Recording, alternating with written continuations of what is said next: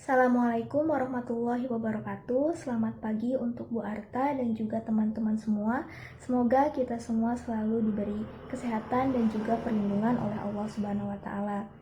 Kami dari kelompok 2 akan mempresentasikan bedah jurnal dengan topik cloning gen. Kami telah mereview 12 jurnal berkaitan dengan tema tersebut. Sebelum melanjutkan ke pembahasan, saya akan memperkenalkan terlebih dahulu anggota kelompok 2, yaitu saya sendiri, Lina Rahmawati, kemudian ada Seni Fitriani, ada Nurul Islami, kemudian ada Tanu Hadi Wijaya, kemudian ada Yuni Nikita, ada juga Hilwa Jihadul Haq, dan Farida Yuniarti. Langsung saja ke pembahasan jurnal yang pertama, yaitu jurnal dengan judul penelitian cloning hewan yang ditulis oleh Eka Pratiwi Tendriawaru pada bulan April 2013 yang diterbitkan oleh Jurnal Dinamika. Teman-teman tentunya pasti pernah menonton film science fiction atau fiksi ilmiah yang mengangkat tema tentang cloning gen, entah itu cloning gen pada hewan maupun manusia. Salah satu film fiksi ilmiah yang sangat terkenal yaitu film Jurassic Park yang menceritakan bahwa dinosaurus yang telah punah dapat diperbanyak melalui sel-sel darahnya yang terawetkan secara alami. Pada awal dirilis tahun 90-an, film ini dianggap hanya fiksi yang tidak masuk akal sebab manusia tidak mungkin membuat klon hewan yang berasal dari sel hewan dewasa. Tetapi pada tahun 1997, dunia hampir tertegun dan terhenyak dengan ditemukannya teknologi transfer inti di mana seekor domba doli lahir dari hasil perbanyakan sel hewan dewasa oleh ilmuwan Skotlandia yang bernama Ian Wilmot.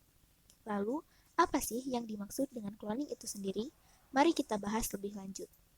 Istilah cloning berasal dari bahasa Yunani, yaitu dari kata klonus atau klon yang berarti ranting, stek, tunas, atau cangkok.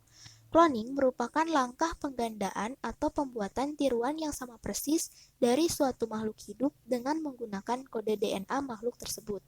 Makhluk hidup hasil cloning disebut dengan klon. Selanjutnya yaitu perkembangan cloning hewan. Pada tahun 1952, pakar biologi reproduksi Amerika, Briggs dan King berhasil membuat klon katak melalui teknik transplanting genetik material. Kemudian pada tahun 1962, Gurdon membuat klon katak dengan transplantasi nukleus sel usus katak atau somatik yang telah mengalami diferensiasi ke dalam sel telur katak yang telah diambil intinya. Kemudian pada tahun 1967, Mintz berhasil melakukan transplantasi somatik embrional pada stadium blastula dan morula ke dalam rahim seekor tikus sehingga dihasilkan klon tikus.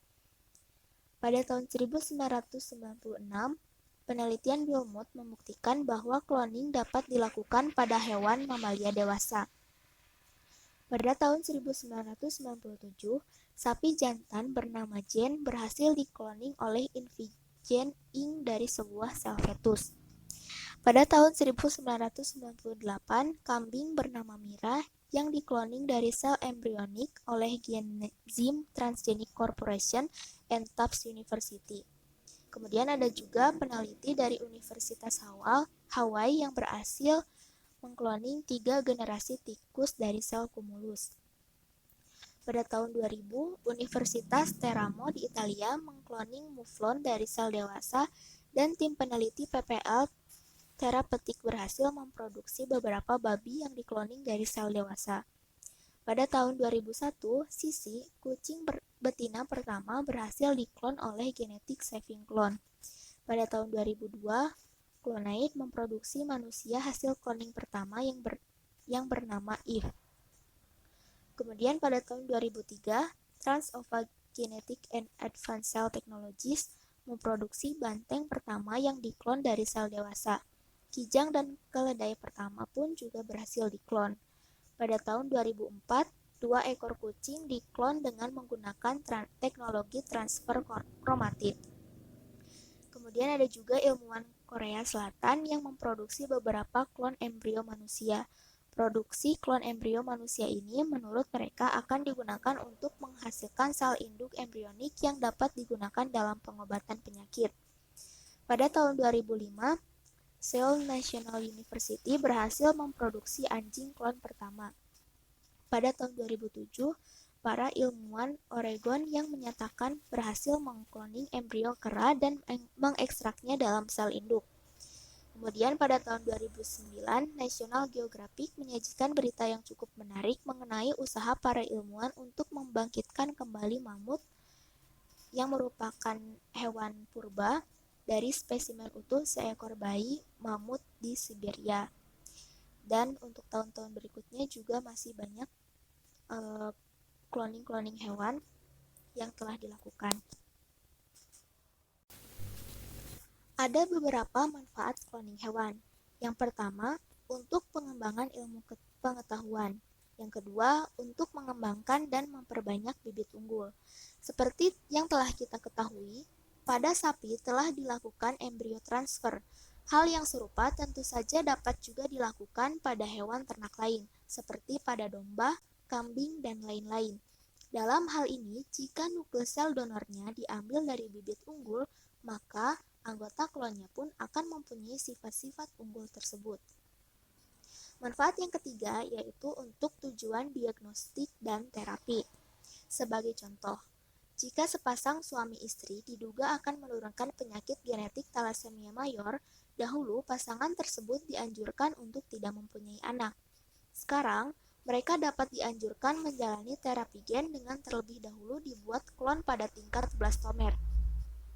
Jika ternyata salah satu klon blastomer tersebut mengandung kelainan gen yang menjurus ke thalassemia mayor, maka dianjurkan untuk melakukan terapi gen pada blastomer yang lain sebelum dikembangkan menjadi blastosit.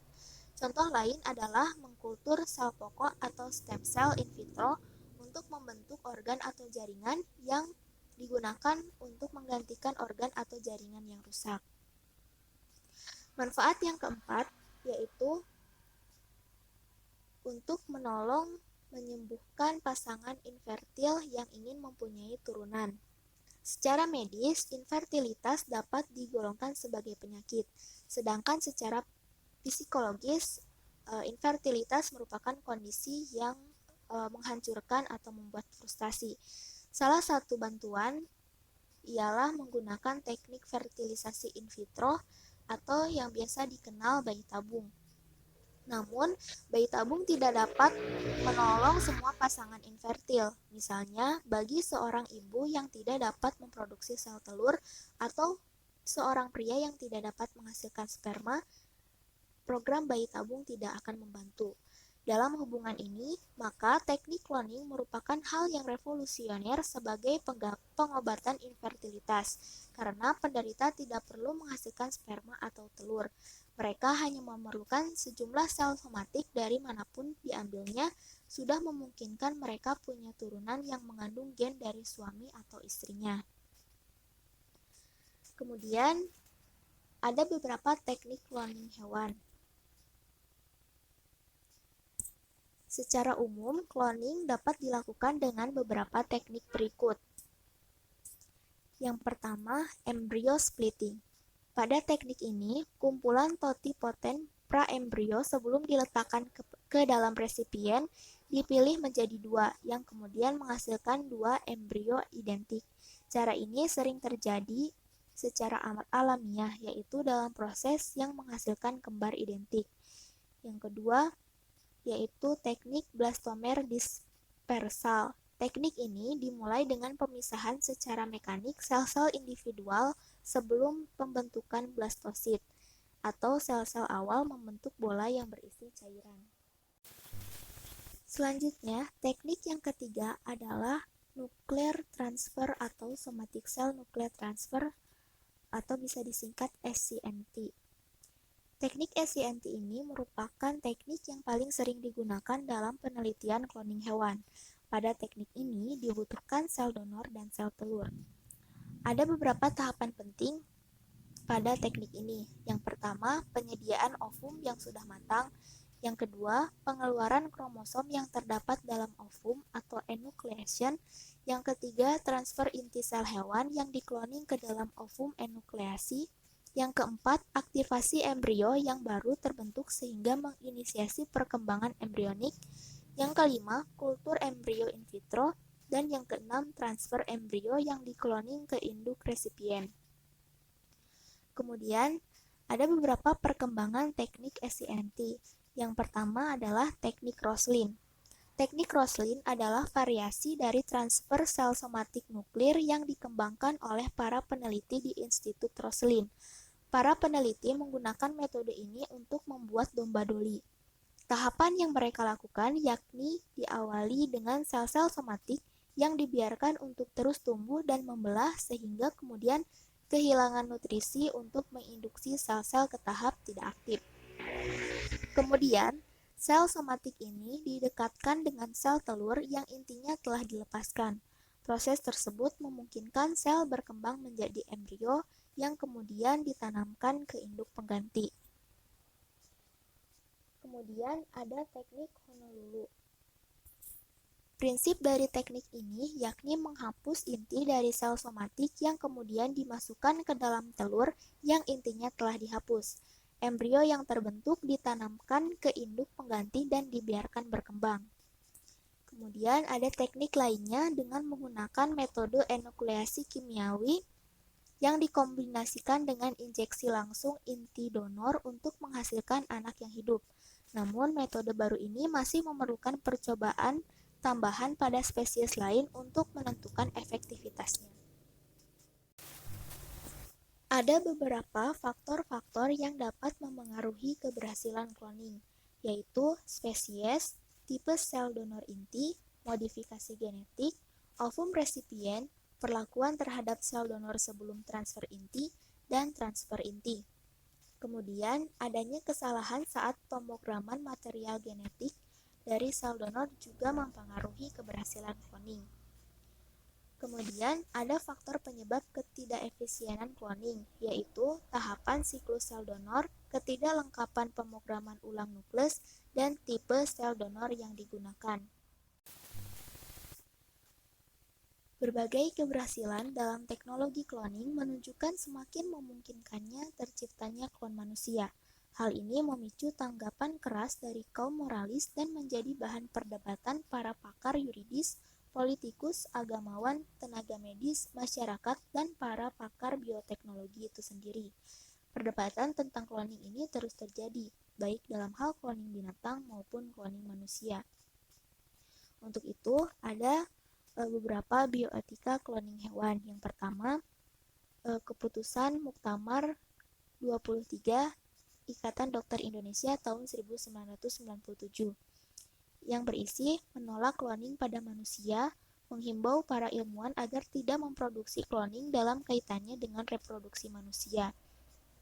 Kemudian, mendorong ilmuwan untuk tetap memanfaatkan teknologi cloning pada satu, pembuatan antibodi monoklonal, dan yang kedua pada sel dan jaringan hewan dalam upaya penelitian kemungkinan melakukan cloning organ serta penelitian lebih lanjut kemungkinan diaplikasikannya cloning organ manusia untuk dirinya sendiri. Kemudian ada juga Peraturan Menteri Kesehatan Nomor 72 Tahun 1999 pada pasal 6 dan 7 yang isinya dilarang menghasilkan embrio manusia semata-mata untuk penelitian, dilarang melakukan penelitian terhadap atau menggunakan embrio manusia yang berumur lebih dari 14 hari sejak tanggal fertilisasi.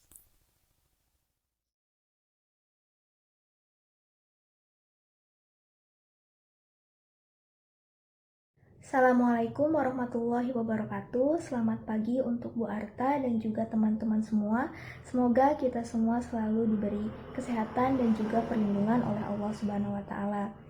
Kami dari kelompok 2 akan mempresentasikan bedah jurnal dengan topik cloning gen. Kami telah mereview 12 jurnal berkaitan dengan tema tersebut. Sebelum melanjutkan ke pembahasan, saya akan memperkenalkan terlebih dahulu anggota kelompok 2, yaitu saya sendiri, Lina Rahmawati, kemudian ada Seni Fitriani, ada Nurul Islami, kemudian ada Tanu Hadi Wijaya, kemudian ada Yuni Nikita, ada juga Hilwa Jihadul Haq, dan Farida Yuniarti. Langsung saja ke pembahasan jurnal yang pertama, yaitu jurnal dengan judul penelitian kloning hewan yang ditulis oleh Eka Pratiwi Tendriyawaru pada bulan April 2013 yang diterbitkan oleh Jurnal Dinamika. Teman-teman tentunya pasti pernah menonton film science fiction atau fiksi ilmiah yang mengangkat tema tentang cloning gen, entah itu cloning gen pada hewan maupun manusia. Salah satu film fiksi ilmiah yang sangat terkenal yaitu film Jurassic Park, yang menceritakan bahwa dinosaurus yang telah punah dapat diperbanyak melalui sel-sel darahnya yang terawetkan secara alami. Pada awal dirilis tahun 90-an, film ini dianggap hanya fiksi yang tidak masuk akal, sebab manusia tidak mungkin membuat klon hewan yang berasal dari sel hewan dewasa. Tetapi pada tahun 1997, dunia hampir tertegun dan terhenyak dengan ditemukannya teknologi transfer inti di mana seekor domba Dolly lahir dari hasil perbanyakan sel hewan dewasa oleh ilmuwan Skotlandia yang bernama Ian Wilmot. Lalu, apa sih yang dimaksud dengan cloning itu sendiri? Mari kita bahas lebih lanjut. Istilah cloning berasal dari bahasa Yunani, yaitu dari kata klonus atau klon yang berarti ranting, stek, tunas, atau cangkok. Cloning merupakan langkah penggandaan atau pembuatan tiruan yang sama persis dari suatu makhluk hidup dengan menggunakan kode DNA makhluk tersebut. Makhluk hidup hasil cloning disebut dengan klon. Selanjutnya yaitu perkembangan cloning hewan. Pada tahun 1952, pakar biologi reproduksi Amerika, Briggs dan King berhasil membuat klon katak melalui teknik transplanting genetik material. Kemudian pada tahun 1962, Gurdon membuat klon katak dengan transplantasi nukleus sel usus katak atau somatik yang telah mengalami diferensiasi ke dalam sel telur katak yang telah diambil intinya. Kemudian pada tahun 1967, Mintz berhasil melakukan transplantasi somatik embrional pada stadium blastula dan morula ke dalam rahim seekor tikus sehingga dihasilkan klon tikus.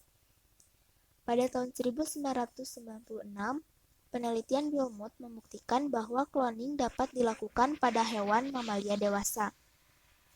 Pada tahun 1997, sapi jantan bernama Jane berhasil dikloning oleh Invigen Inc. dari sebuah sel fetus. Pada tahun 1998, kambing bernama Mira yang dikloning dari sel embrionik oleh Genzyme Transgenic Corporation and Tufts University. Kemudian ada juga peneliti dari Universitas Hawaii yang berhasil mengkloning 3 generasi tikus dari sel kumulus.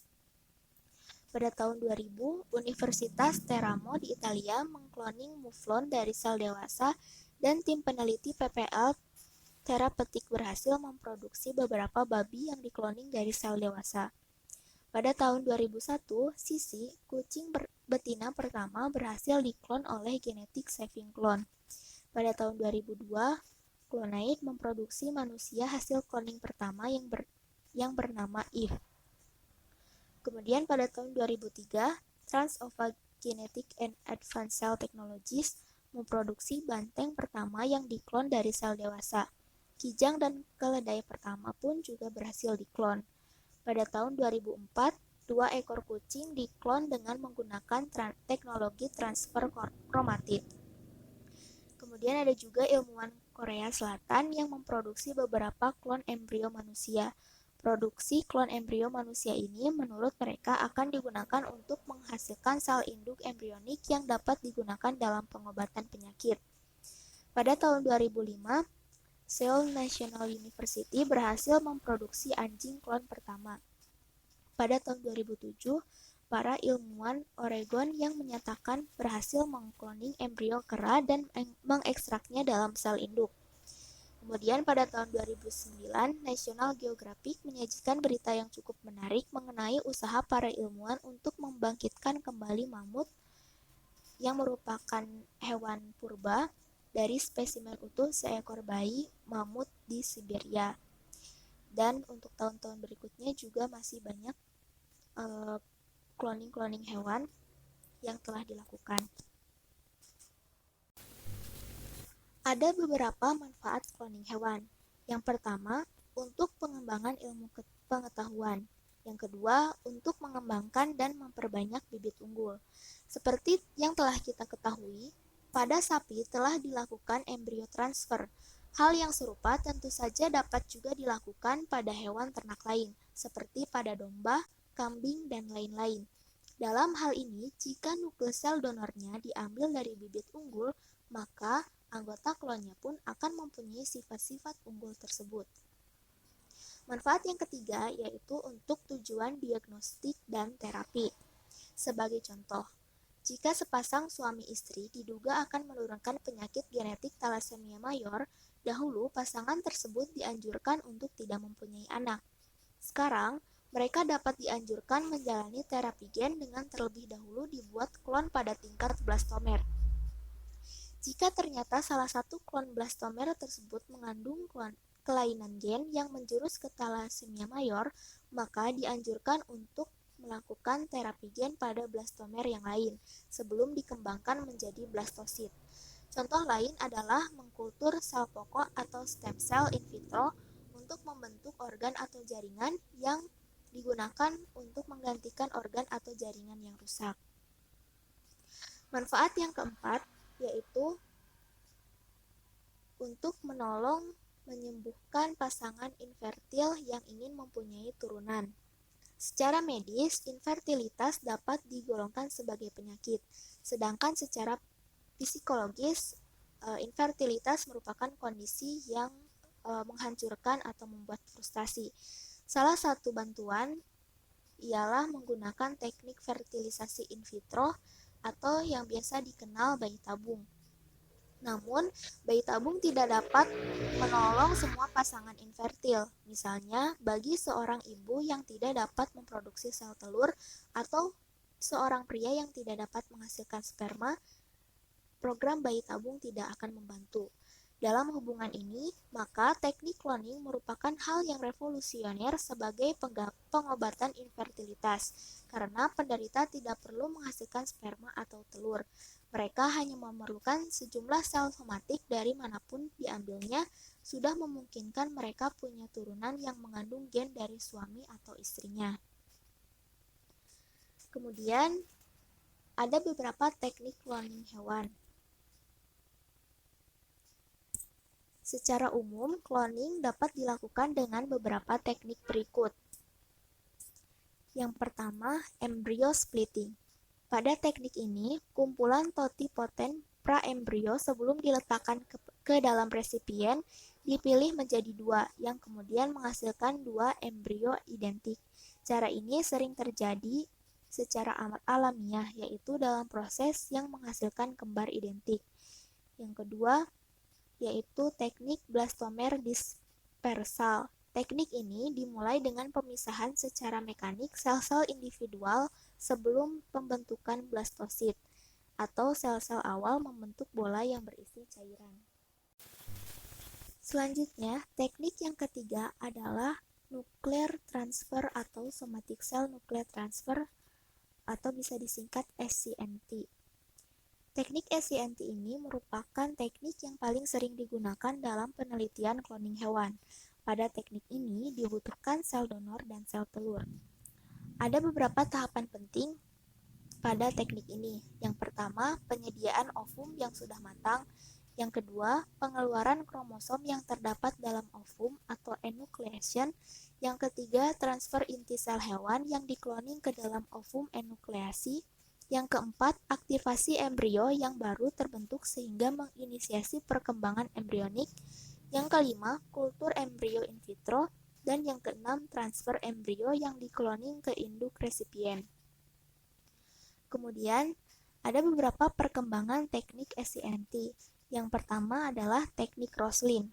Teknik Roslin adalah variasi dari transfer sel somatik nuklir yang dikembangkan oleh para peneliti di Institut Roslin. Para peneliti menggunakan metode ini untuk membuat domba doli. Tahapan yang mereka lakukan yakni diawali dengan sel-sel somatik yang dibiarkan untuk terus tumbuh dan membelah sehingga kemudian kehilangan nutrisi untuk menginduksi sel-sel ke tahap tidak aktif.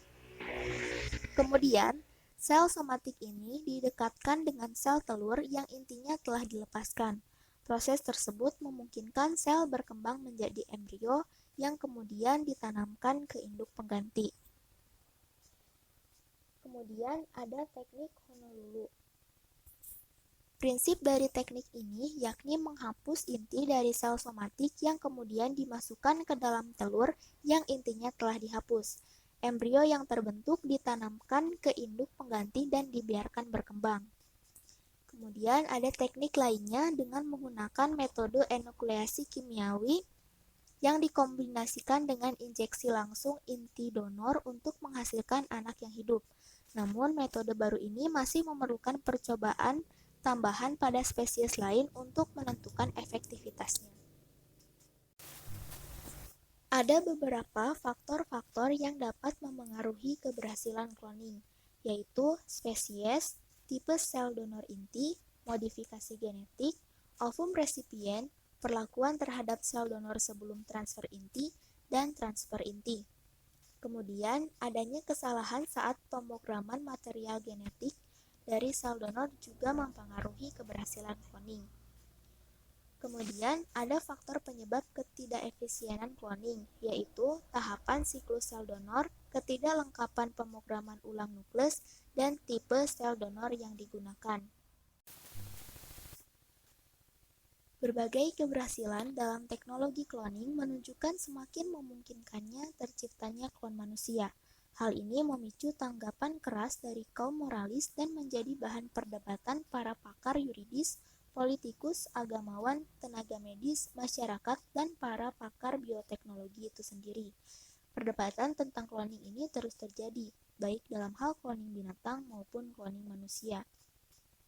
Untuk itu, ada beberapa bioetika cloning hewan. Yang pertama, keputusan Muktamar 23 Ikatan Dokter Indonesia tahun 1997 yang berisi menolak cloning pada manusia, menghimbau para ilmuwan agar tidak memproduksi cloning dalam kaitannya dengan reproduksi manusia.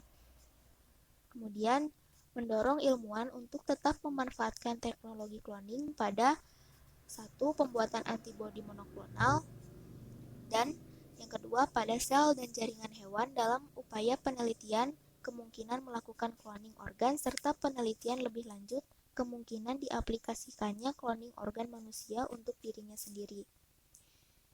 Kemudian ada juga Peraturan Menteri Kesehatan Nomor 72 Tahun 1999 pada pasal 6 dan 7 yang isinya dilarang menghasilkan embrio manusia semata-mata untuk penelitian, dilarang melakukan penelitian terhadap atau menggunakan embrio manusia yang berumur lebih dari 14 hari sejak tanggal fertilisasi. Saya Sani Fitriani, NPM 5117033. Di sini saya akan menjelaskan mengenai isolasi dan cloning alpha amilase dari bakteri thermophilic pada Escherichia coli DH5-alpha. Penulisnya Leticia Gita Nauli dengan volume 8 nomor 1 halaman 35-43. Tahun terbit Maret 2016 dengan penerbit Sigma MU.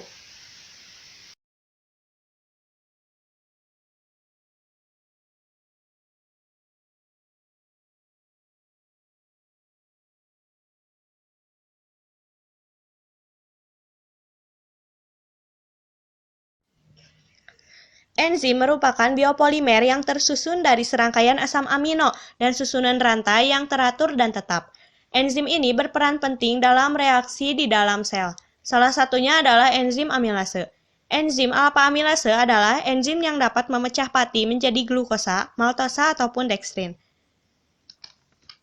Alpha amilase ini sangat penting dan dibutuhkan dalam jumlah banyak di sektor industri, seperti industri makanan, deterjen, pengolahan air, dan juga biologi molekuler.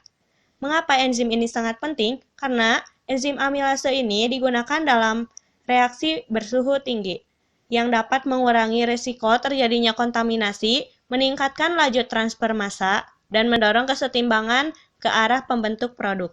Contohnya adalah pada tahap likuifasi pati, yang dilakukan pada suhu di atas 50 derajat Celcius dengan suhu optimumnya adalah 70-90 derajat Celcius. Alpha amilase ini berasal dari hewan, tumbuhan, dan juga bakteri mesofilik. Tetapi enzim amilase yang berasal dari tumbuhan, hewan, ataupun bakteri mesofilik ini tidak akan stabil pada kondisi tersebut. Oleh karena itu dibutuhkan enzim alpha amilase yang bersifat termostabil dari bakteri termofilik. Bakteri termofilik sendiri adalah bakteri yang hidup di suhu di atas 45 derajat Celcius, dengan optimalnya di suhu 55 derajat Celcius sampai 65 derajat Celcius. Bakteri ini dapat hidup di suhu tinggi karena memiliki protein yang stabil. Contohnya, bakteri yang dapat menghasilkan enzim alpha amilase dari bakteri termofilik adalah Lisine fomis, ada Amyloliquefacient, dan juga ada Streptoterminophilus. Namun permasalahannya bakteri tersebut sulit untuk dikultur di laboratorium. Salah satu cara untuk mendapat enzim alpha amilase ini dari bakteri termofilik adalah dengan cara mengisolasi gen pengkode dan memperbanyak gen tersebut dalam bakteri yang mudah ditumbuhkan di laboratorium, seperti Escherichia coli. Sehingga tujuan penelitian ini adalah untuk mengisolasi gen alpha amilase dari bakteri termofilik dan mengkloning pada Escherichia coli DH5-alpha dengan vektor PZ1.2 BLUN. Selanjutnya ada metode. Yang pertama, strain plasmid dan reagen. Sel yang digunakan untuk mengkloning gen alpha amilase ini adalah E. coli dengan strain DH5-alpha. Vektor cloning yang digunakannya adalah plasmid PZ1.2 BLUN. Yang kedua ada isolasi dan amplifikasi gen alpha amilase. Sampel air yang mengandung genom bakteri termofilik diambil dari Kawah Kamojang dari Garut, Jawa Barat. Kemudian metode yang digunakan untuk isolasi dan amplifikasi ini menggunakan metode VCR. Amplifikasi gen dilakukan sebanyak 30 siklus dengan kondisi inisiasi, di mana suhunya itu 95 derajat Celcius selama 3 menit, kemudian di-annealing dengan suhu 60 derajat Celcius selama 15 detik, lalu ada elongasi dengan suhu 72 derajat Celcius selama 20 detik, dan terakhir ada elongasi akhir pada suhu 72 derajat selama 5 menit. Purifikasi DNA. Gel agarosa yang mengandung fragmen gen alpha amilase dipotong di bawah sinar UV dan dimasukkan ke dalam mikrotub. Lalu ditambahkan baper DF dan diinkubasi di water bath selama 10 menit dengan suhu 55 derajat Celcius. Lalu didinginkan di suhu ruang selama 3 menit. Larutan gel diambil dan dipindahkan ke dalam kolom DF pada tabung penampung. Dan kolom DF disentrifugasi selama 30 detik dengan kecepatan 1400 rpm. Lalu disimpan di tabung penampung yang baru. Setelah itu ditambahkan baper W1 ke dalam kolom DF dan disentrifugasi 30 detik dengan kecepatan 1400 rpm. Lalu disimpan lagi di tempat tabung penampung yang baru. Setelah itu tambahkan lagi baper pencuci dan didiamkan selama 1 menit. Lalu sentrifugasi 30 detik dengan kecepatan 1400 rpm. Tabung penampung yang berisi larutan diganti dengan tub yang baru. Kolom DF disimpan pada tabung penampung baru, serta disentrifugasi selama 3 menit. Setelah itu, kolom DF ditempatkan di atas tabung Eppendorf dan ditambah dengan baper elusi di tengah-tengahnya. Diamkan selama 5 menit, lalu sentrifugasi selama 2 menit supaya fragmen DNA-nya larut. Hasilnya kemudian divisualisasi dengan menggunakan elektroforesis. Selanjutnya, konstruksi plasmid PZ amilase. Hasil yang tadi kemudian disisipkan pada vektor PZ pada sisi retriksi not. Perbandingan jumlah DNA sisipan dengan vektor yaitu 3:1. Lalu ditambahkan larutan 1 yang berisi baper, gen amilase, dan juga enzim lutein. Lalu disentrifugasi selama 3-5 detik dan diinkubasi di suhu 37 derajat Celcius selama 1 jam. Lalu hasil penyisipan disebut plasmid PZ amilase. Transformasi E. coli DH5-alpha dengan metode Hertzsprung. Untuk membuat sel E. coli DH5-alpha dengan menggunakan buffer CaCl2 dan ditransformasikan dengan metode kejut panas. Plasmid PZ amilase dimasukkan ke dalam mikrotub yang berisi sel E. coli DH5-alpha. Selanjutnya diinkubasi selama 30 menit dan diberi perlakuan kejut panas di suhu 42 derajat Celcius selama 90 detik. Lalu diinkubasi kembali di dalam es selama 2 menit. Medium luria bertani atau LB cair ditambahkan pada mikrotub dan diinkubasi selama 1,5 jam dengan suhu 37 derajat Celcius. Setelah itu disentrifugasi dengan kecepatan 1400 rpm selama 1 menit, serta supernatan diambil untuk meresuspensi presipitat sel E. coli. Selanjutnya, sel transforman ditumbuhkan di medium LB padat dan diinkubasi selama 16 jam pada suhu 37 derajat Celcius. Hasilnya kemudian divalidasi dengan kontrol positif dan kontrol negatif, serta menghitung efisiensi transformasi dengan menggunakan rumus. Metode selanjutnya adalah isolasi dan restriksi plasmid PZ amilase. Kultur E. coli transforman disentrifugasi selama 1 menit. Endapannya diresuspensi dengan larutan 1 yang berisi glukosa, EDTA, tris HCl, dan deyon. Lalu diportex agar tercampur. Setelah itu langsung ditambah dengan larutan 2 dan larutan 3 dan masukkan ke dalam es. Lalu disentrifugasi 5 menit dengan kecepatan 1400 rpm. Suspensi kemudian diambil dan dimasukkan ke dalam mikrotub dan ditambahkan ETOH absolut. Dan juga diinkubasi 45 menit dengan suhu min 80 derajat Celcius, lalu disentrifugasi lagi selama 5 menit. Supernatannya kemudian dibuang, lalu tambahkan lagi ETOH 70% dan sentrifugasi 1 menit. Supernatan kemudian dibuang, lalu endapan ditambahkan dengan TE buffer. Selanjutnya, uji restriksi. Mikrotub yang berisi larutan tersebut diinkubasi selama 37 derajat Celcius 16 jam. Dan divisualisasikan dengan elektroforesis.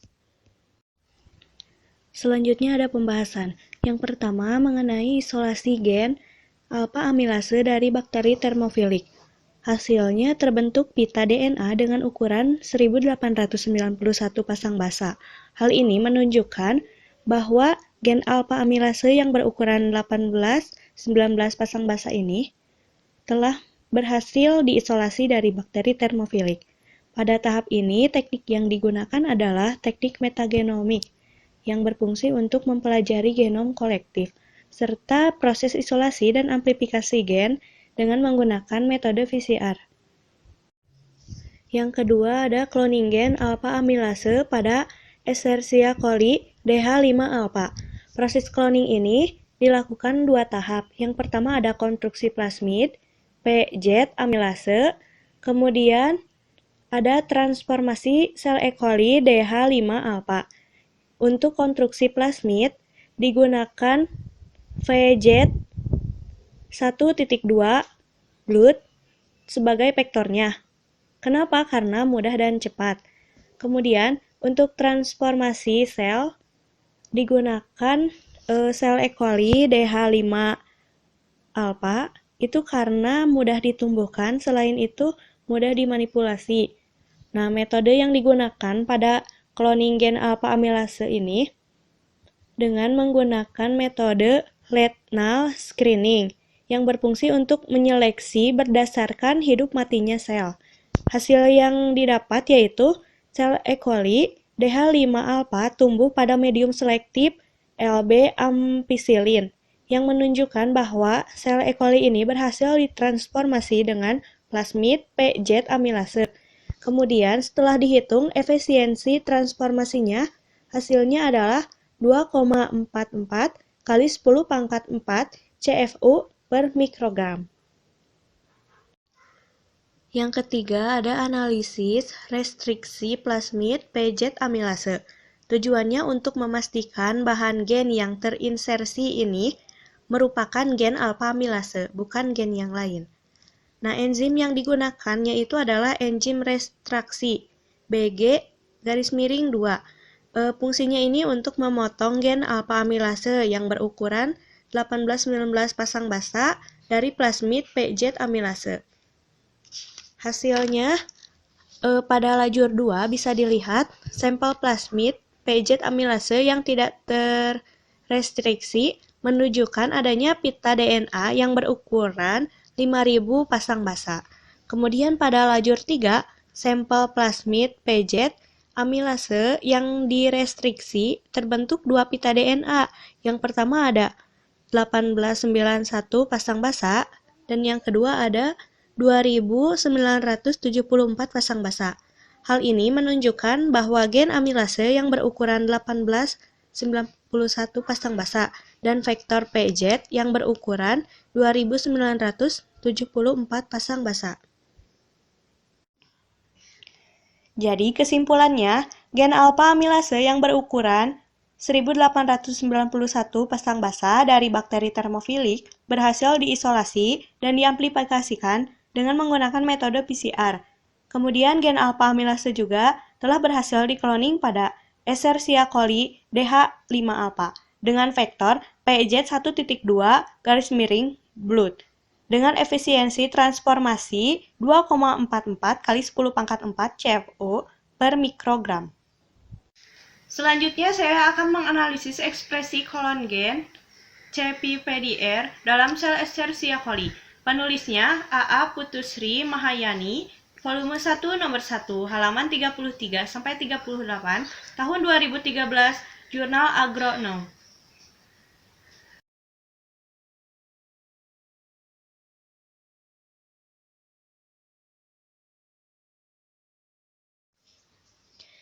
CPPD disebabkan oleh bakteri gram-negatif Liberobacter asiaticum yang ditularkan serangga vektor Diaporina citri.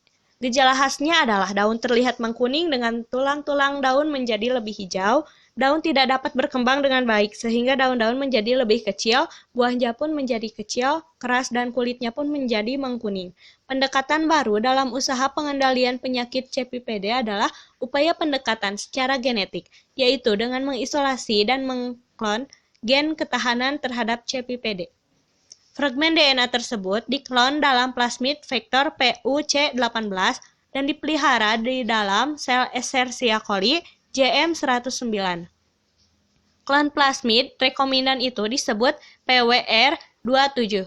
Bakteri Escherichia coli digunakan dalam cloning sebagai organisme inang untuk rekombinan molekul DNA. Salah satu langkah dalam mengkloning adalah pemulihan vektor. Selanjutnya ada pembahasan pembiakan bakteri yang mengandung CPPDR diklon pada PUC18 dan PUC18 yang dipelihara terlihat tumbuhnya koloni pada media LB agar yang mengandung 100 ppm ampicillin. Koloni yang tumbuh merupakan gen CPPDR yang diklon pada PUC18 dalam sel Escherichia coli. Hasil isolasi DNA plasmid bakteri yang mengandung gen CPPDR yang diklon pada PUC18 dan PUC18 yang dipelihara pada sel Escherichia coli dapat terlihat dengan terbentuknya pita DNA pada elektroporesis.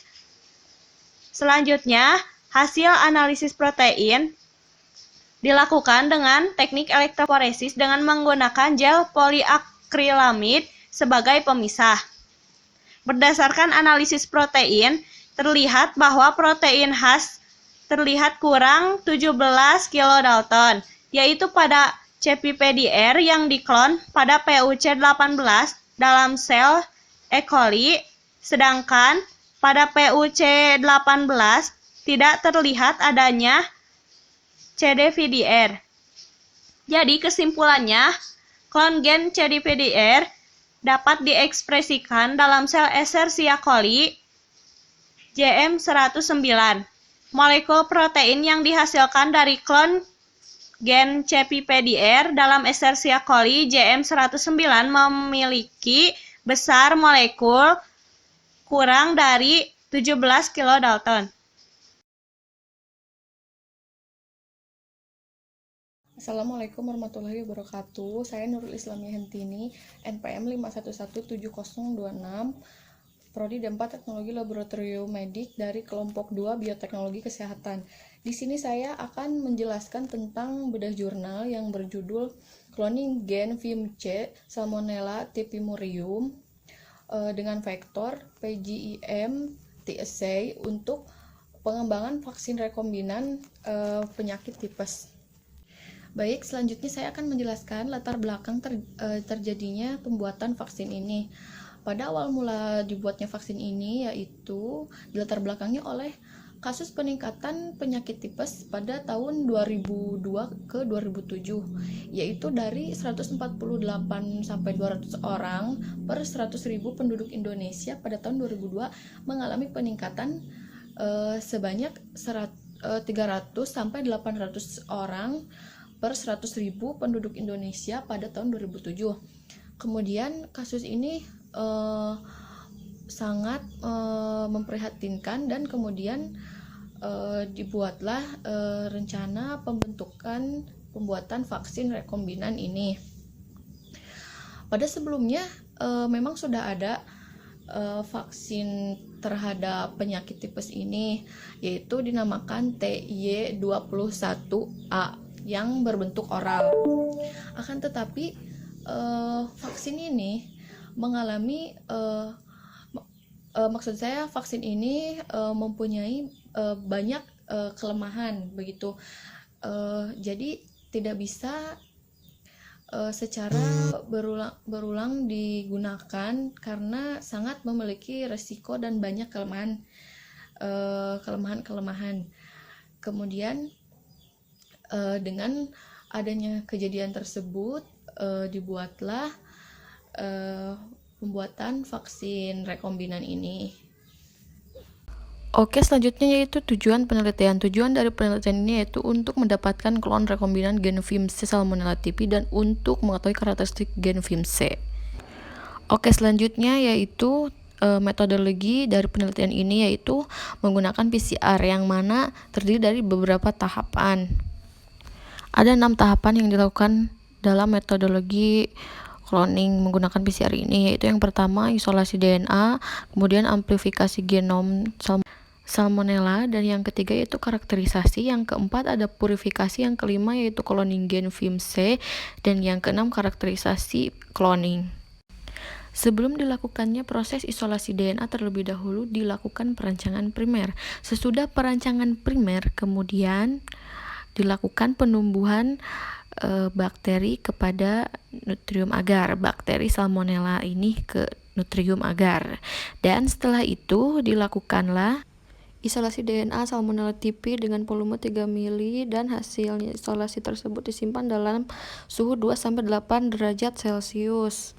Kemudian dilakukanlah proses amplifikasi PCR dan dihasilkan amplikon berukuran 0,7 kb. Kemudian isolasi DNA telah berhasil dilakukan, ditandai dengan adanya 2 pita dengan ukuran lebih dari 2 kb menunjukkan bahwa Salmonella berbentuk sirkular dan ukuran DNA Salmonella sebesar 4,81 megabase. Pada proses amplifikasi telah terjadi penempelan primer terhadap template DNA Salmonella. Kemudian setelah dilakukannya proses amplifikasi lalu dilakukanlah ke tahap selanjutnya yaitu tahap karakterisasi. Hasil dari purifikasi dilakukan elektroforesis. Elektroforesis tersebut dilakukan dengan gel agarosa 1%. Kemudian dihasilkan pita yang timbul 1 setara dengan pita 750 bp dan dikatakan hasil akhirnya 35 Ng per mikroliter. Kemudian setelah itu dilakukanlah tahap cloning gen yang ukurannya 0,7 kilobasa. Pada tahap ini telah berhasil di cloning gen Vim-C Salmonella typhimurium yang dikonstruksikan pada PGEM TSA. Hal ini ditunjukkan dengan diperolehnya koloni putih pada LBX gel dan dibantu oleh proses ligasi. Kemudian setelah hasil cloning didapatkan, lalu dilakukan karakterisasi hasil cloning dengan menggunakan enzim restriksi BAMH. Oke, berdasarkan penelitian yang telah dilakukan, dapat disimpulkan bahwa telah berhasil ditemukan klon VIMC PGM TSA Salmonella typhimurium. Hal ini diperkuat dengan adanya hasil sequencing dan adanya analisis restriksi telah menyatakan bahwa telah adanya insert ke dalam vektor PGM TSA dan hasilnya merupakan homolog 100%. Gen VIMC terhadap Salmonella typhimurium. Sekian penjelasan yang dapat saya sampaikan. Mohon maaf bila ada kesalahan. Wassalamualaikum warahmatullahi wabarakatuh. Assalamualaikum warahmatullahi wabarakatuh. Nama saya Tama Hadi Wijaya, NPM 5117053. Di sini saya akan membedah dua jurnal tentang materi cloning gen. Dari jurnal yang saya bedah ini ada 5 poin yang akan saya bahas. Yang pertama yaitu tujuan, latar belakang, metode pemeriksaan yang digunakan, pembahasan, dan kesimpulan. Untuk mempersingkat waktu, kita langsung saja masuk ke jurnal yang akan saya bedah. Yang akan saya bedah yaitu tentang cloning dan karakterisasi cDNA SY86 pengendali spermatogenesis pada manusia. Tujuan dari penelitian ini sendiri yaitu untuk mendapatkan cDNA SY86 dari darah pria yang tidak subur dan penokohannya untuk persiapan ekspresi protein. Latar belakang, gen SY86 adalah salah satu gen yang terlibat dalam spermatogenesis. Dia sering dihapus pada pria yang mengalami infertil. Sampel yang digunakan yaitu darah dari pria dengan kategori sperma normal dan mRNA diekstraksi menggunakan metode single step yang telah dimodifikasi. cDNA dari SY86 ini diperoleh oleh RT-PCR. Menggunakan RT-PCR kit dan DNA selanjutnya diikat dalam vektor PGEMT. Produk ligasi diubah menjadi sel kompeten Escherichia coli. Metode pemeriksaan yang digunakan yaitu analisis genetik dengan mendeteksi delesi DNA dari berbagai lokasi gen dalam masing-masing subregion AZF melalui metode PCR. Ada juga analisis yang genetik alternatif yang relatif lebih hemat dari segi waktu dan biaya dan juga dapat dipakai untuk menentukan infertilitas pria, yaitu dengan analisis genetik menggunakan konsep pengenalan antigen dan antibodi. Dapat dilakukan untuk menganalisis delesi gen untuk beberapa lokasi dalam waktu. Itu yang alternatifnya. Kemudian masuk ke pembahasan transforman E. coli yang bertransformasi menjadi vektor PGEM-TEC dan DNA SY86 dapat tumbuh karena faktor PGEM-TEC ini membawa gen ketahanan pada ampicillin. Gen tersebut mengkode enzim yang mampu mendegradasi ampicillin menurut Brown 1991. Dan untuk mengetahui keberhasilan transformasi, dilakukanlah isolasi plasmid dengan metode mini-prep, kemudian dilanjutkan dengan elektroforesis. Hasil elektroforesis menunjukkan dari koloni yang diambil nampak adanya band semua. Agar dapat dipastikan bahwa fragmen DNA yang bertransformasi ini adalah DNA SY86, dilakukan pemotongan plasmid dengan enzim E. coli. Enzim ini digunakan karena setelah hasil sequencing DNA SY86 dilakukan pengecekan titik potongnya, dan titik potong yang tidak terdapat enzim E. coli. Titik potong yang ada untuk enzim PST1 dan NCOI. Hasil pemotongan plasmid dengan enzim E. coli selanjutnya dielektroforesis dan akan menampakkan band yang mempunyai ukuran sesuai ukuran vektor PGEM-TEC, dan band yang sesuai ukuran gennya itu SY86 atau biasanya disebut 326BP. Untuk mengetahui apakah fragmen DNA SL86 hasil pemotongan mengalami disorientasi atau tidak, dilakukanlah dipurifikasi.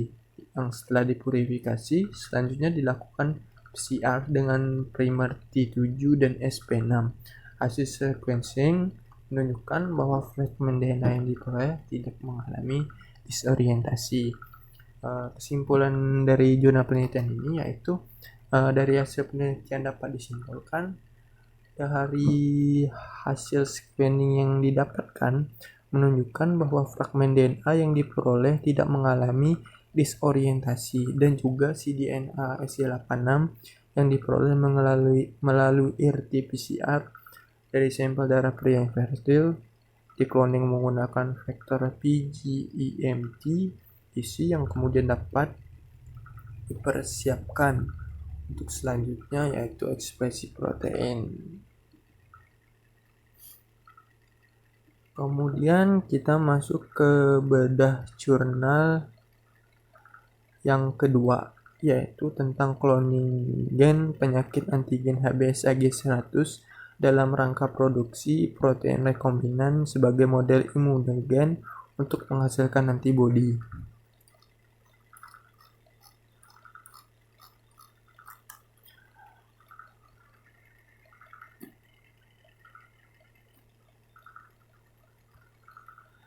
Tujuan dari penelitian ini yaitu untuk menghasilkan antigen HBsAg pada Escherichia coli dengan menggunakan teknologi rekombinan atau bioteknologi. Latar belakang perkembangan teknologi molekuler seperti cloning ini yang sangat pesat telah membuka era baru dalam menghasilkan berbagai jenis vaksin maupun obat yang dibutuhkan oleh hewan maupun manusia.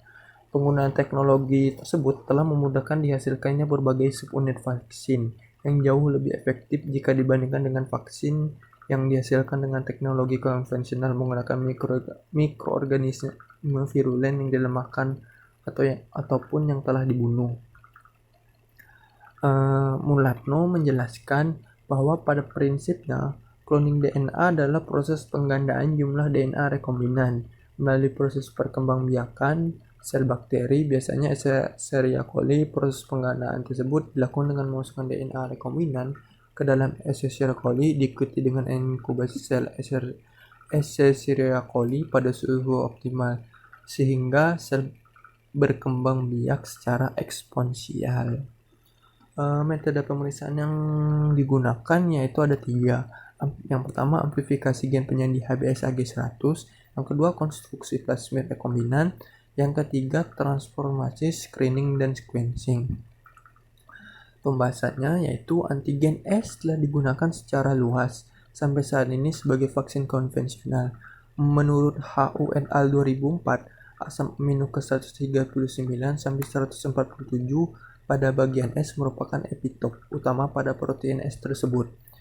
Mengacu kepada Hood et al. 2004 yang menyatakan bahwa asam amino ke-139 sampai 147 pada protein bagian S merupakan epitop utama pada protein. Maka pada penelitian ini dilakukan amplifikasi hanya dari asam amino ke 100 sampai 164. Adapun jumlah nukleotidnya mencapai 195 pasang basa. Namun dengan penambahan adaptor yang sengaja dibuat menyebabkan total produk PCR target mencapai 206 pasang basa. Selain itu, bagian asam amino tersebut dipilih karena merupakan protein yang bersifat hidrofilik sehingga dapat memudahkan ekspresi pada bakteri. Hasil pensejajaran atau alignment sequencing plasmid rekombinan yang diisolasi dari koloni bakteri rekombinan menunjukkan kesamaan dengan sekuen dari bagian genom virus hepatitis B. Hal ini menunjukkan bahwa gen hasil amplifikasi tersebut tidak mengalami mutasi dan dapat digunakan untuk menghasilkan antigen hepatitis B bagian S pada bakteri. Plasmid rekombinan yang tidak memiliki mutasi pada sekuen insertnya selanjutnya disimpan untuk ditransformasikan pada E. coli BL21 untuk memproduksi protein HBsAg100. Hasil sequencing menunjukkan tidak terdapat mutasi pada gen hasil cloning. Oleh karena itu, penelitian lanjutan yang harus dilakukan adalah uji ekspresi untuk menghasilkan protein rekombinan sebagai kandidat vaksin. Kesimpulan dari jurnal ini yaitu berdasarkan hasil penelitian ini dapat disimpulkan bahwa gen penyaji antigen HBsAg100 berhasil diamplifikasi. Kemudian dengan vektor PGEX42 dan ditransformasikan ke dalam bakteri Escherichia coli DH5-alpha, hasil sequencing menunjukkan tidak terdapat mutasi pada gen hasil cloning. Oleh karena itu, penelitian lanjutan yang harus dilakukan adalah uji ekspresi untuk menghasilkan protein rekombinan sebagai kandidat vaksin. Terima kasih. Assalamualaikum warahmatullahi wabarakatuh. Perkenalkan, nama saya Yuni Nikita Patirajawane, NPM 511744. Di sini saya akan menjelaskan dua jurnal tentang cloning gen. Langsung saja ke jurnal yang pertama. Jurnal yang pertama, The Cloning Gen Virulent Streptococcus agalactiae sebagai bahan dasar vaksin rekombinan. Tujuan dari penelitian ini yang pertama, untuk melakukan cloning gen virulent bakteri Streptococcus agalactiae isolat lokal. Yang kedua adalah untuk mendukung pengembangan vaksin DNA. Latar belakangnya, vaksin DNA memiliki beberapa keuntungan dibandingkan dengan vaksin konvensional, yaitu vaksin konvensional tergantung pada terbentuknya antibodi dalam mencegah penyakit infeksi, tetapi vaksin konvensional tidak mampu merangsang imun seluler. Sedangkan vaksin DNA selain dapat merespon imun humoral melalui pembentukan antibodi, juga dapat merangsang imun seluler melalui aktivitas sel T sehingga dapat memberi kekebalan terhadap mikroba patogen intraseluler.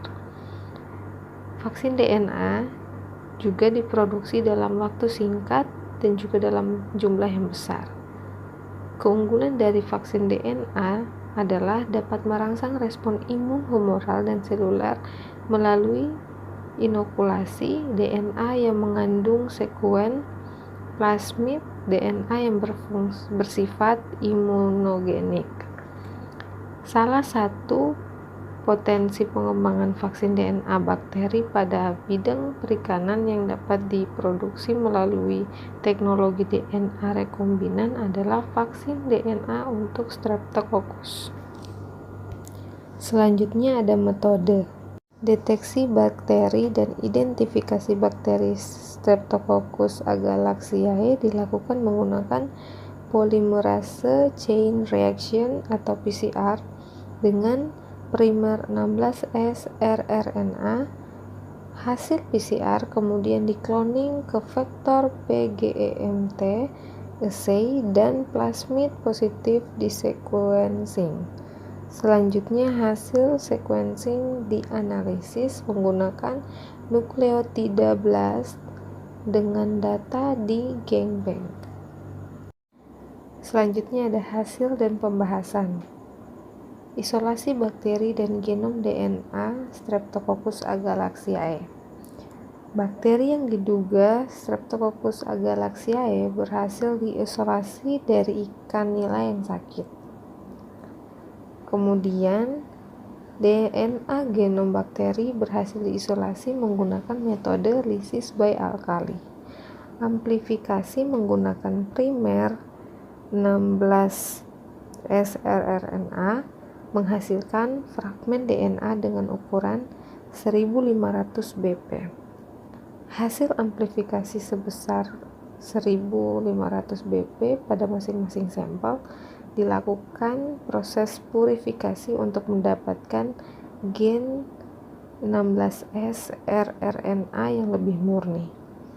Gen 16 rRNA berhasil diligasikan ke vektor cloning PGEMT assay dan transformasi menggunakan sel kompeten E. coli DH5A dengan metode head shock. Plasmid yang positif mengandung gen 16S rRNA berhasil di sequencing dengan ukuran sekuen 961 BP.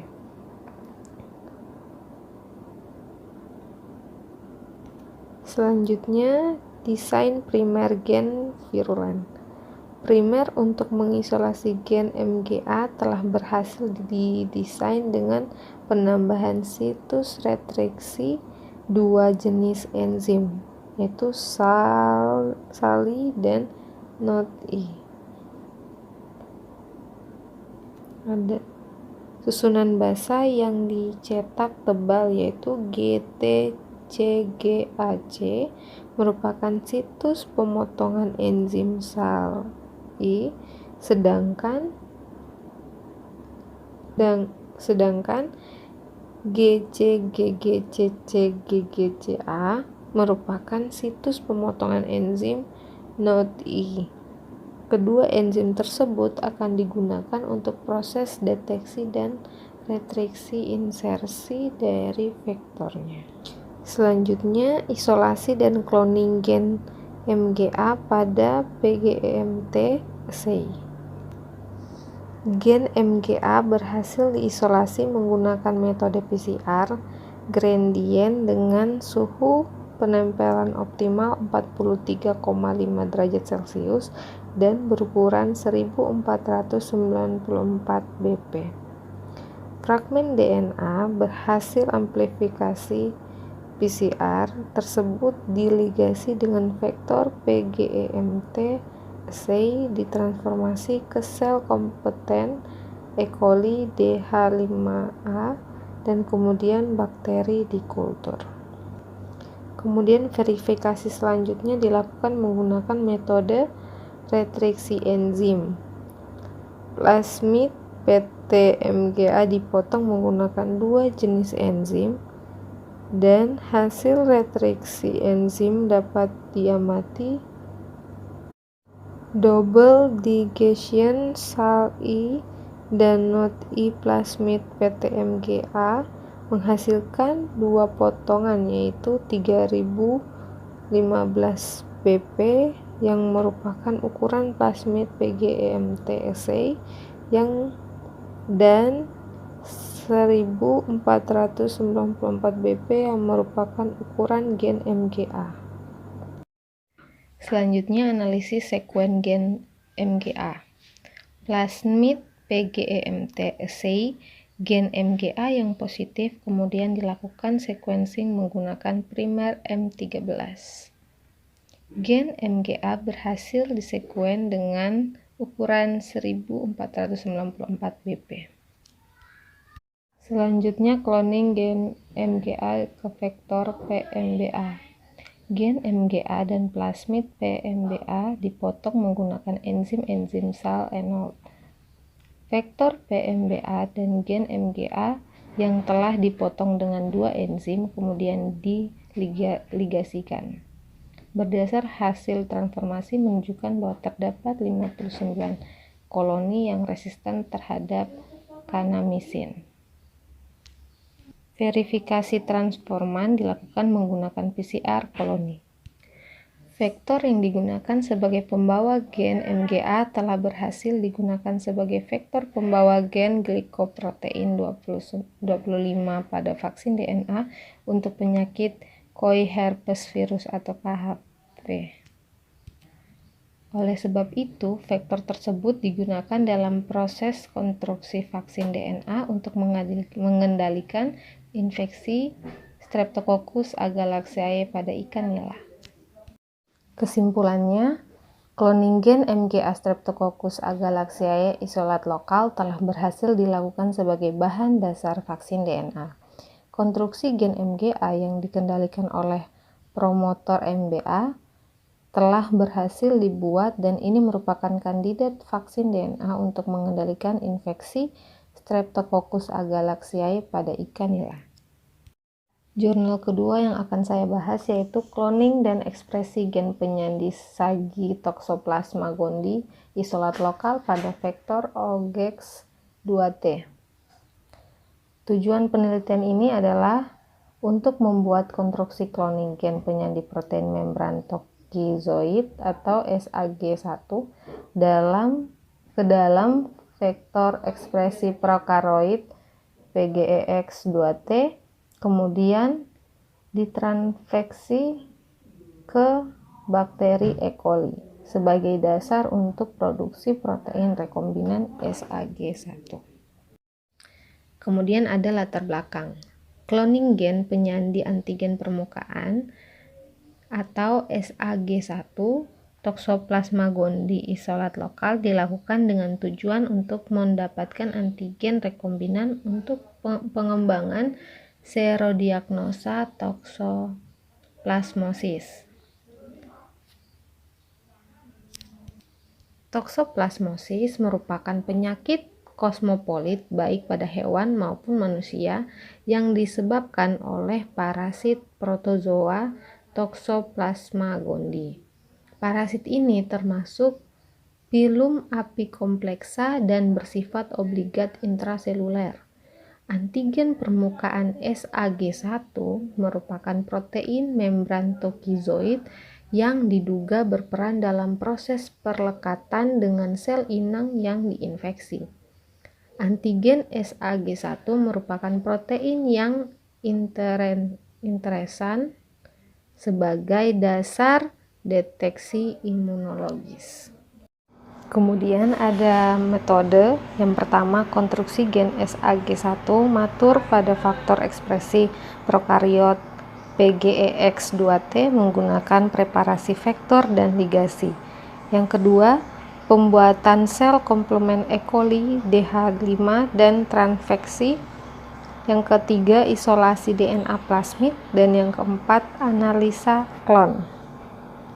Kemudian ada hasil dan pembahasan. Hasil amplifikasi gen SAG1 Toxoplasma gondii isolat lokal dengan PCR pada penelitian sebelumnya menunjukkan fragmen gen SAG1 matur sama dengan 800 BP dan gen SAG1 prekursor sama dengan 1050 BP. Antigen SAG1 merupakan protein permukaan yang dominan dan mempunyai potensi imunogenik serta merupakan antigen yang paling imunogenik. Dengan metode cloning ini, DNA target yang diperoleh lebih spesifik. Gen SAG1 Toxoplasma gondii isolat lokal telah berhasil diklon pada faktor ekspresi prokariotik PGEX2T dengan sangat efisien atau 100% positif. Hasil cloning dengan efisien yang tinggi ini dicapai karena konstruksi yang benar dan pemotongan yang cermat, sehingga gen akan diekspresikan sebagai mRNA, sense dan protein rekombinan yang benar akan diekspresikan. Kesimpulannya, gen SAG1 rekombinan Toxoplasma gondii isolat lokal telah berhasil diekspresikan pada E. coli dengan vektor ekspresi prokariotik PGEX2T dengan sangat efisien. Nama saya Ilwa Jihadul Haq, NPM 5117029. Di sini saya akan mempresentasikan beda jurnal yang berjudul Cloning gen melanoma atau MAGE1 dari jaringan testis untuk mendapatkan plasmid rekombinan MAGE1. Dan jurnal Cloning B1,4 glukanase dan Burkholderia cepacia ke dalam Escherichia coli dan karakteristika sekuennya.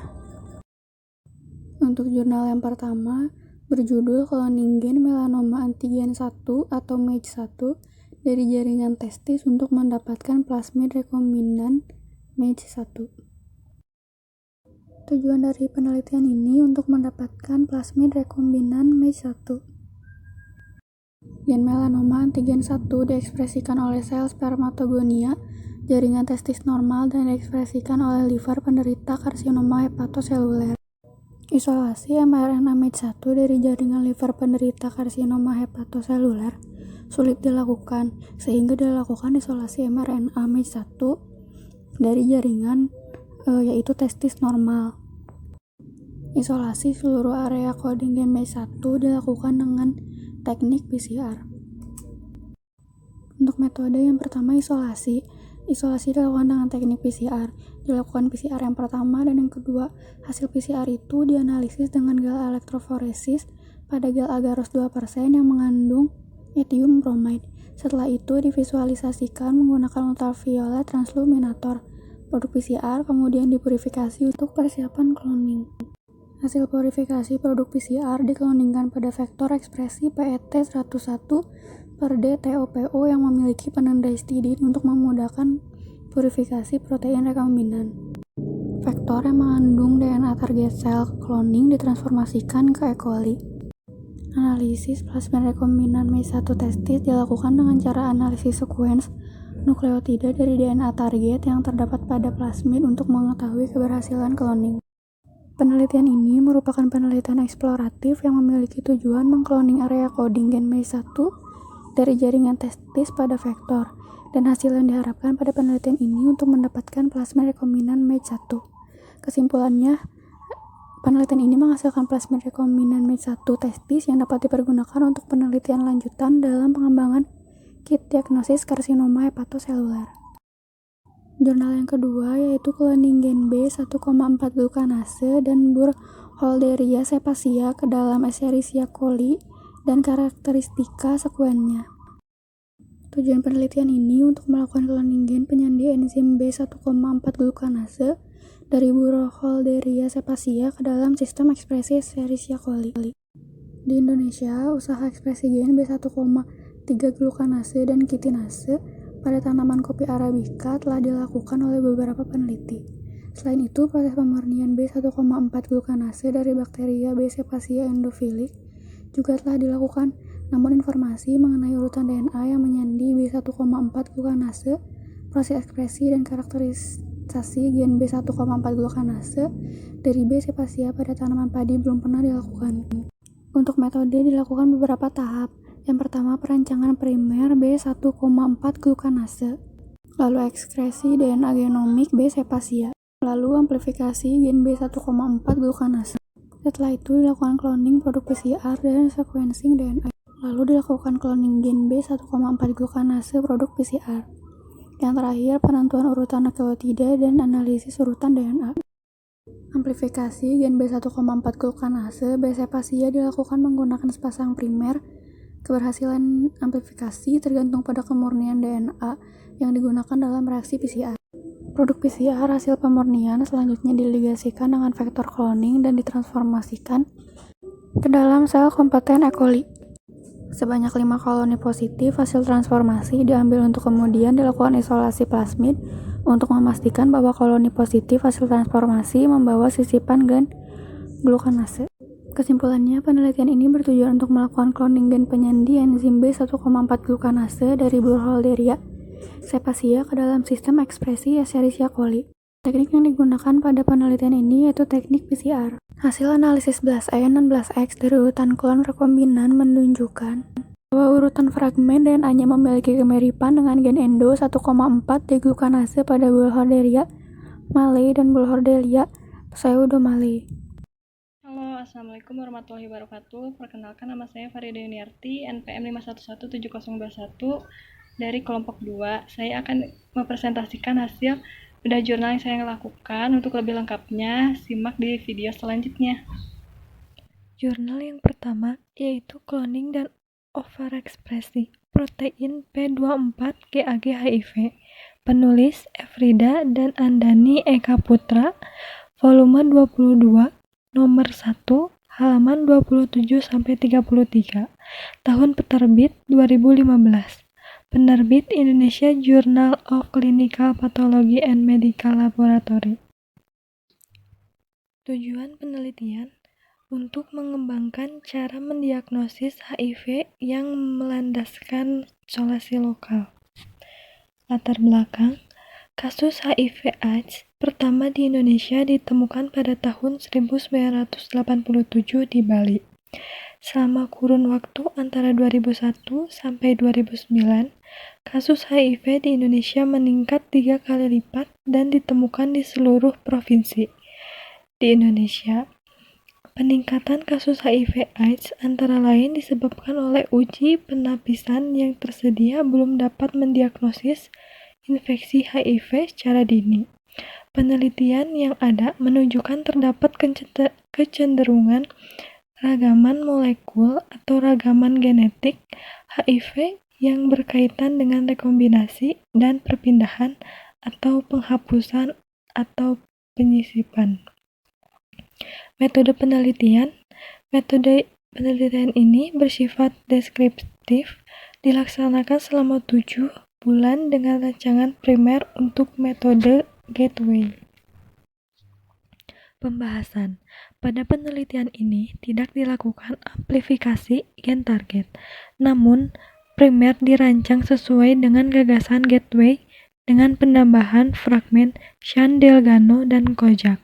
Penambahan komponen tersebut penting dilakukan karena P24KG HIV tidak mempunyai star codon. Rancangan primer, forward, dan reverse masing-masing adalah sesuai yang tercantum dengan PPT. Bagian yang dicetak tebal adalah ATTB1 dan ATTB2. Sedangkan garis bawah di forward adalah fragmen Shan-Delgado dan Kojak yang mengandung star codon. Pada tahap awal, oligonukleotida buatan disisipkan ke plasmid PDON 221. Sebanyak 1 mikroliter hasil klonase BP dimasukkan ke dalam botol obat yang berisi 50 mikroliter E. coli DH5-alpha. Pada tahapan ini dilakukan cloning ke plasmid PDEST17 menggunakan klonase LR. Lalu deteksi fragmen disisipkan di dalam plasmid PDEST17 dilakukan menggunakan teknik PCR. Tata laksana tersendiri dari 2 tahapan, yaitu lysis cell dan amplifikasi gen target. Lysis cell dilakukan menggunakan naik turunnya suhu. Ekspresi protein dilakukan dengan menambahkan 500 mikroliter Lb cair yang telah berisi sel tangguh yang mengandung PDES17 dengan gen yang menjadi protein PGRS dalam 25 mili Lb cair yang mengandung 50 mili ampicillin dan 1% glukosa. Protein rekombinan dianalisis menggunakan elektroforesis SDS-PEG menggunakan pengecatan Komatsu. Komponen gel tersebut penting karena pola perpindahan protein akan berbeda di komposisi gel tidak sama dengan yang dilakukan oleh peneliti ini. Pada penelitian yang dilakukan ini, gel poliakrilamid dibuat dengan komposisi jarak tempuh molekul yang berpindah dalam gel bergantung ukuran pori dan ukuran molekul protein itu sendiri. Ukuran pori gel ditentukan dengan 2 tolak ukur, yaitu yang pertama jumlah akrilamid yang digunakan dan derajat pembentukan ikatan silang. Ukuran pori yang digunakan dapat direkayasa melalui perkiraan perbandingan akrilamid. Maka kesimpulannya, rancangan primer spesifik terhadap protein P24KG menggunakan fragmen ATTB1 dan ATTB2 Shan-Delgado dan Kojak yang tepat guna untuk kepentingan ekspresi. Hasil ekspresi memperlihatkan keberadaan protein 24KDA yang identik dengan protein P24KG HIV. Jurnal yang kedua yaitu Cloning Manfaat versus Masalah. Penulis Sani Wangko dan Erwin Kristanto. volume 2, nomor 2, halaman 88-94, tahun terbit Juli 2010, penerbit Jurnal Biomedik. Tujuan penelitian untuk menyamaratakan pendapat mengenai pemanfaatan cloning terutama dalam nilai-nilai kemanusiaan, hukum, dan etik. Latar belakang, cloning telah menjadi the hottest topic dalam studi bioteknologi dan biomedik. Cloning yang dipelopori oleh Derish pada akhir tahun 1800 telah berkembang pesat dan menyumbangkan penemuan-penemuan baru yang sangat menjanjikan. Masih banyak kendala, salah tanggap, ataupun kontroversi dalam proses cloning ini, baik dalam hal teknologi, penelitian, dan pengamatan, maupun tanggapan dari pihak-pihak yang berkompeten. Terlebih lagi, bila cloning yang terkait langsung dengan nilai-nilai kemanusiaan, hukum, dan etik. Pembahasan. Yang pertama, metode cloning. Metode cloning ini memiliki dua cara. Yang pertama, artificial embryo twinning. Cara ini relatif low-tech yang mencontohi proses alamiah terjadinya kembar identik. Embrio ini diimplantasikan pada inang substitusi sampai cukup bulan dan kemudian dilahirkan. Oleh karena embrio-embrio klon ini berasal dari zigot yang sama, maka mereka secara genetik identik.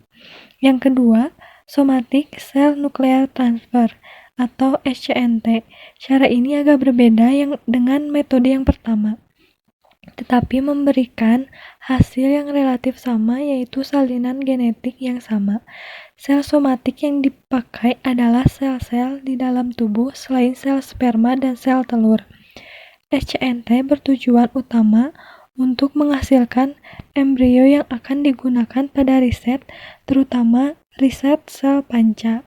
Sel-sel ini kemudian dipanen untuk digunakan pada riset bioteknologi. Yang kedua, yaitu jenis cloning. Jenis cloning yaitu ada 3. Yang pertama, cloning molekul, di mana di dalam alam DNA tersusun sangat panjang, di mana satu molekul tunggal menyandang banyak gen. Untuk organisme multisel, gen menempati hanya sebagian kecil dari DNA kromosom. Sisanya merupakan sekuen nukleotid yang berulang dan non-coding. Dalam hal melakukan cloning gen atau potongan DNA, plasmid asal diisolasi dari sel bakteri. Gen sel tertentu disisipkan ke dalam plasmid sehingga terbentuk plasmid dengan DNA rekombinan. Plasmid yang baru dimasukkan ke dalam sel bakteri dan terbentuk bakteri rekombinan yang akan membentuk sel klon. Gen yang disisipkan akan terikat pada bakteri yang bermitosis. Klon bakteri ini akan menghasilkan protein yang sesuai dengan gen yang disisipkan. Secara umum, cloning fragmen DNA mencakup 5 langkah strategi cloning. Yang pertama isolasi, kedua fragmentasi, yang ketiga ligasi, yang keempat transveksi, dan yang kelima seleksi. Yang kedua, jenis cloning sel. Cloning sel bertujuan menghasilkan suatu populasi sel dari satu sel tunggal. Pada organisme unisel seperti bakteri dan jamur, proses ini relatif mudah dan hanya memerlukan inokulasi pada media yang sesuai. Jenis yang ketiga yaitu cloning organisme. Disebut juga cloning reproduksi yang bertujuan untuk menghasilkan organisme multisel yang identik secara genetik. Proses cloning ini merupakan reproduksi aseksual di mana tidak terjadi fertilisasi. Pembahasan yang ketiga mengenai pro dan kontra terhadap cloning. Walaupun cloning merupakan lahan penelitian yang melibatkan berbagai disiplin ilmu yang menaung di bawah biomolekuler dan bioteknologi, masih terdapat banyak tantangan, ketidaksesuaian paham, ataupun oposisi dari berbagai pihak, terlebih lagi bila berkaitan dengan etik, kepercayaan, agama, dan hukum. Contohnya, cloning spesies yang telah punah untuk mempertahankan atau memulihkan ekosistem apakah memang dibutuhkan dan dapat menggantikan peran spesies tersebut pada saat sekarang. Yang kedua, cloning hewan tertentu seperti babi untuk aplikasi xenotransplantation, lalu cloning sel atau organ manusia untuk kepentingan terapeutik, dan lain sebagainya, masih memerlukan banyak pemahaman yang meyakinkan dan persesuaian pendapat baik secara etik, moral, dan hukum. Pembahasan yang keempat yaitu pendekatan etik dan hukum cloning pada manusia. Secara etik, pendekatan pertama adalah bahwa secara fundamental, proses cloning adalah teknologi yang masih dalam pengembangan dan belum cukup aman untuk diaplikasikan pada subjek manusia. Pengembangan teknologi cloning masih memerlukan banyak perbaikan untuk mengatasi penuaan dini. Bila kemudian hari cloning menjadi teknologi yang aman, masih perlu pula dikaji apakah cloning dapat membawa malapetaka psikologis bagi para klon. Kesadaran bahwa mereka kehilangan kesempatan untuk menjadi unik, beban harapan orang tua klon yang mungkin terlalu besar, penerimaan lingkungan terhadap klon, dan melihat dengan langsung seperti apa dirinya pada berbagai usia melalui orang tuanya, masih perlu pertimbangan yang matang. Kesimpulan yang didapat ialah secara umum cloning merupakan sejumlah proses yang dapat digunakan untuk menghasilkan salinan suatu kesatuan biologi baik dari potongan DNA, sel atau organisme keseluruhan yang secara genetik identik tanpa melalui reproduksi seksual. Terdapat beberapa cara untuk melakukan cloning, yaitu artificial embryo twinning dan somatic cell nuclear transfer (SCNT). Pada manusia, cloning dapat berfungsi sebagai terapeutik, reproduktif, dan replacement. Sangat diharapkan penelitian cloning akan lebih diminati dan dapat berkembang pesat untuk menunjang pencapaian quality of life yang layak.